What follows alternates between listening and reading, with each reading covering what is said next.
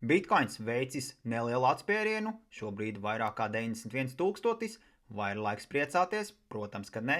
Gribētos redzēt, kad Bitcoins rītes to 96, 97 000 zonu, lai atgrieztos atpakaļ kanālā. Kopējā tirgus kapitalizācija kriptovalūtā šobrīd virs 3 triljoniem dolāru, kas ir ļoti labi. Ja mēs par citām lietām, Tether pagājušā ceturksnī nopircis vairāk zeltu nekā jebkura centrālā banka. Tāpat par Tether runājot, šobrīd viņam pieder rekord liels apjoms ar zeltu, kas ir 116 000, atvainojos nevis tūkstoši, bet tonu, kas ir vairāk nekā jebkurai citai neatkarīgai organizācijai. Un tie, kas nezin, kas ir Tether, Tether ir stablecoin emitents, un viņiem ir tas visiem labi zināmais USDT.